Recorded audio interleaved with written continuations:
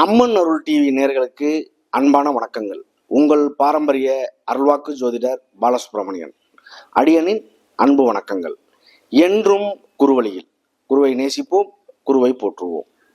அன்பார்ந்த குரு வாரிசு அன்பர்களே, இந்த குரு வாரிசு அன்பர்கள் நம்ம ஏன் சொல்றோம் அப்படின்னா, ஒவ்வொருத்தருக்குள்ளேயுமே பாத்தீங்க அப்படின்னா ஒரு குரு பகவான் இருக்காரு. அதனாலதான் குரு வாரிசு அன்பர்களே நம்ம சொல்றோம். இப்போ நம்ம எதை பத்தி பார்க்க போறோம் அப்படின்னா, மாத பலன். இந்த குரோதி வருடம் பிறந்து இந்த குரோதி வருஷத்துல பாத்தீங்க அப்படின்னா வைகாசி மாத பலன், சித்திரை மாத பலன் பார்த்தோம். அடுத்து பாத்தீங்க அப்படின்னா வைகாசி மாத பலன்.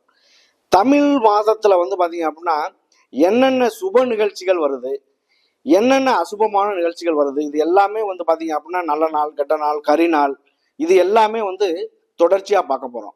இந்த தமிழ் மாசம் வைகாசி மாசத்துல பாத்தீங்க அப்படின்னா முகூர்த்த நாட்கள். மெயினா பாத்தீங்க அப்படின்னா ஒரு சுபகாரியம் பண்ணணும், ஒரு நல்லது பண்ணணும் அப்படின்னாலே பாத்தீங்க அப்படின்னா நமக்கு முகூர்த்த நாள்கள் தான் தேவைப்படுது. இந்த முகூர்த்த நாள்கள்ல பாத்தீங்க அப்படின்னா 20ஆம் தேதி ஞாயிற்றுக்கிழமை, 2/6/2024 இங்கிலீஷ்க்கு. இதே பாத்தீங்க அப்படின்னா தமிழ்ல 20ஆம் தேதி, 27ஆம் தேதி, 28ஆம் தேதி, 30ஆம் தேதி.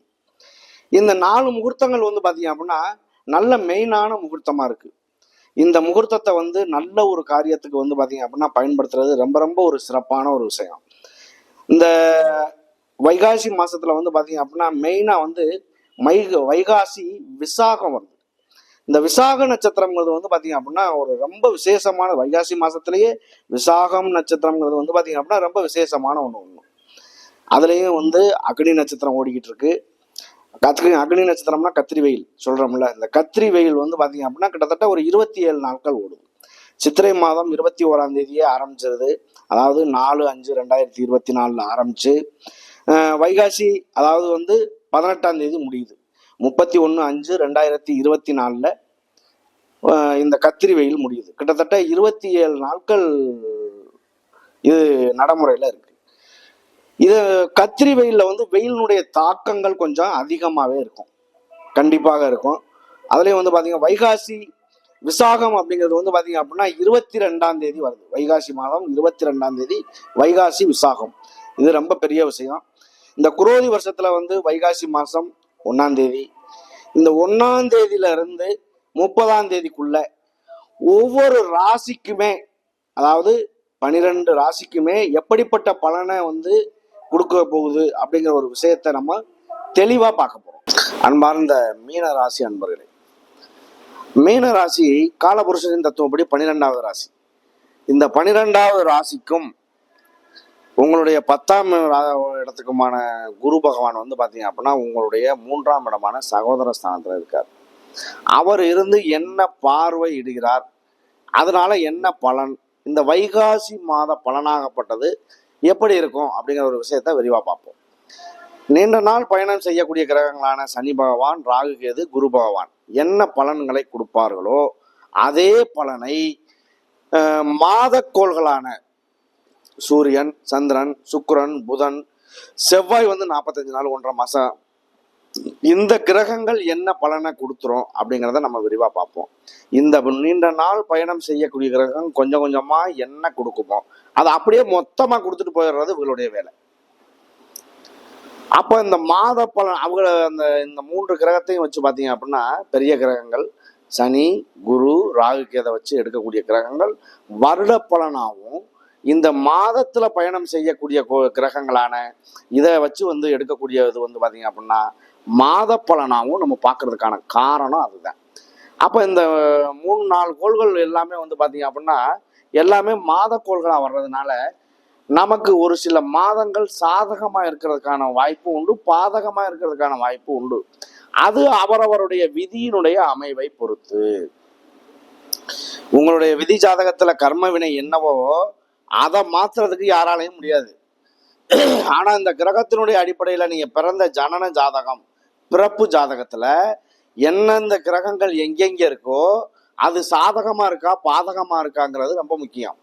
அந்த கிரகங்களுடைய அடிப்படையில அந்த கிரகங்களுடைய வைப்ரேஷன் ஒளிதான் நமக்கு அப்படியே பிரதிபலிக்கும். அப்படி பிரதிபலிக்கும் போது நம்மளுடைய உடல்ல மாற்றங்கள், நல்ல மாற்றங்கள், கெட்ட மாற்றங்கள், வெற்றி தோல்வி இப்படிங்கிற ஒரு விஷயங்கள் சகஜமான ஒரு விஷயம். அப்ப இந்த வைகாசி மாதமாகப்பட்டது வந்து பாத்தீங்க அப்படின்னா உங்களுடைய 2ஆம் இடத்துல வாக்குஸ்தானத்துல இருந்த குரு பகவான் 3ஆம் இடமான முயற்சி ஸ்தானம், சகோதர ஸ்தானத்துக்கு போய் அவருடைய தேவ குருவானவரும் குரு பகவானும், அசுர குருவான சுக்கிர பகவானும் உங்களுடைய 3ஆம் இடமான முயற்சி ஸ்தானத்துல இருந்து புதன் சுக்கிரன் எல்லாம் சேர்ந்து வந்து பாத்தீங்க அப்படின்னா உங்களுடைய 7ஆம் இடமான களத்திர ஸ்தானத்தை பார்க்குறாங்க. அப்ப 7ஆம் இடமான களத்திர ஸ்தானத்தை பார்க்கும்போது திருமணம் சார்ந்த விஷயங்கள் கண்டிப்பா கைகூடும். 7 அப்படிங்கிறது களத்திர ஸ்தானம் தானே. அப்ப களத்திரத்துக்கு உண்டான விஷயம் ஆண் பெண் யாரா இருந்தாலுமே திருமணங்கள் கைகூடும். காதல் திருமணங்கள் அதிவேகமாக கைகூடும். வெளியூர் வெளிநாடு இந்த மாதிரி போகக்கூடிய நபர்கள் எல்லாத்துக்குமே கண்டிப்பாக இருக்கும். இந்த 7ஆம் இடத்தை 5ஆம் பார்வையா பார்க்கறதுனால குழந்தைகள் ஸ்தானம், பூர்வ புண்ணிய ஸ்தானம், குலதெய்வ ஸ்தானம் இது எல்லாமே வந்து பாத்தீங்க அப்படின்னா நல்லதை தரும், நல்ல முறையில வேலை செய்யும். அடுத்து வந்து பாத்தீங்க அப்படின்னா 9ஆம் இடமான பாக்கியஸ்தானத்தை 7ஆம் பார்வையா பார்க்கறாரு. 9 அப்படிங்கிறது பூர்வ புண்ணிய ஸ்தானம், பாக்கியஸ்தானம்.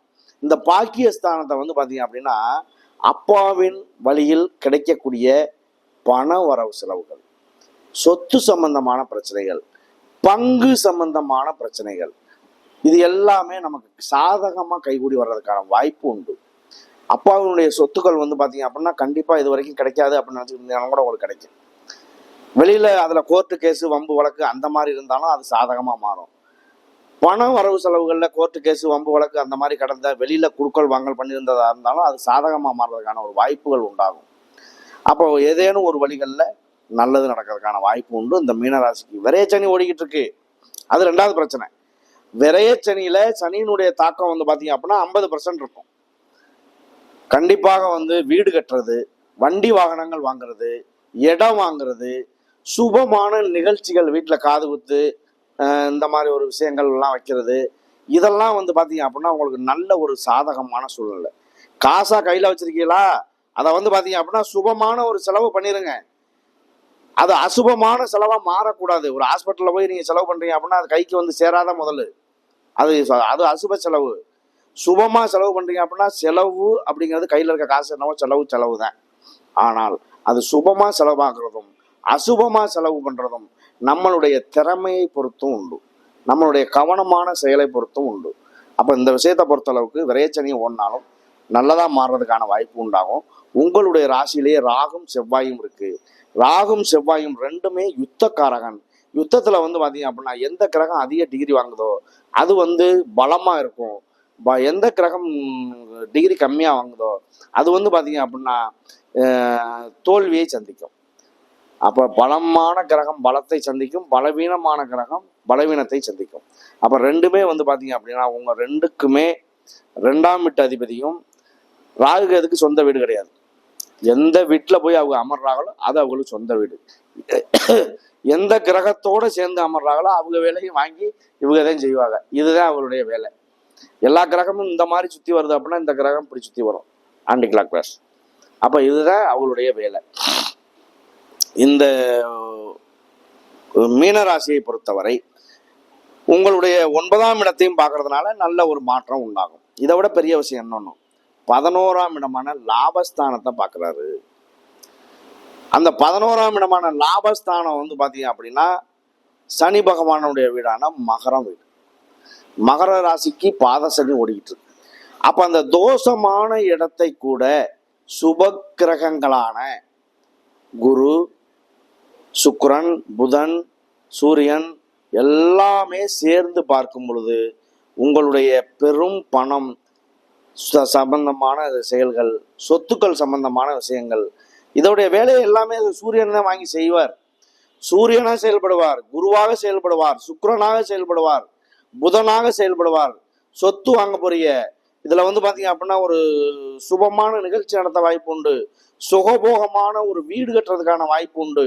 அப்ப எல்லாமே வந்து ஒரு நல்ல மாற்றத்தை சந்திக்கிறதுக்கான வாய்ப்புகள் உண்டாகும். இந்த மீன ராசிக்கு விரையச்சனையே ஓடினாலும் நல்லது நடக்கும். அதையும் மீறி இதுல வந்து பூரட்டாதி, உத்திரட்டாதி, ரேவதி 3 நட்சத்திரங்கள். பூரட்டாதி நட்சத்திரங்கிறது குருவுடைய நட்சத்திரம்.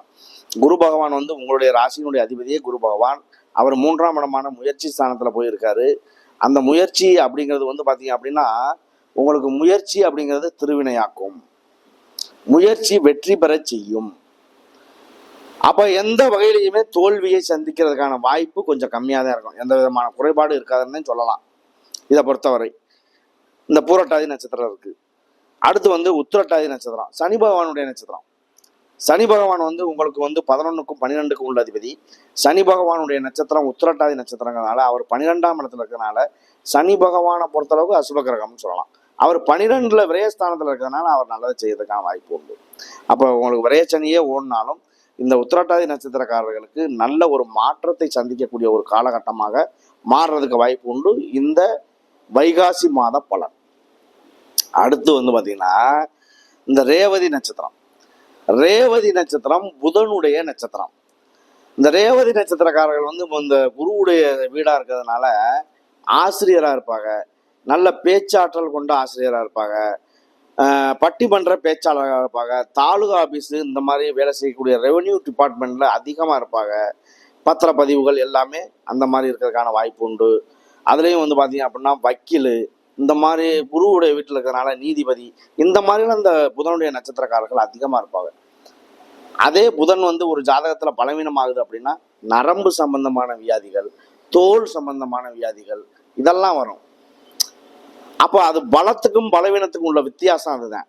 அப்போ ஆனால் குருவோடு சேர்ந்து இவர் பண்றதுனால பூவோடு சேர்ந்தால் நாரும் மணக்கும் அப்படிங்கிற மாதிரி அந்த ஒரு மனத்தோட வந்து பார்வையை வரும் பொழுது பார்க்கக்கூடிய பார்வைகள் ரொம்ப சுபராக மாறுறதுக்கான வாய்ப்பு உண்டு. இந்த வைகாசி மாத பலன் மிக மிக அருமையான ஒரு பொன்னான காலமா இருக்கு. முயற்சிகளை கைவிடாதீங்க. சின்ன விஷயமா இருக்கட்டும், பெரிய விஷயமா இருக்கட்டும், கிடைக்கக்கூடிய ஒரு வாய்ப்புகளை பயன்படுத்துங்க. நன்றி, வணக்கம்.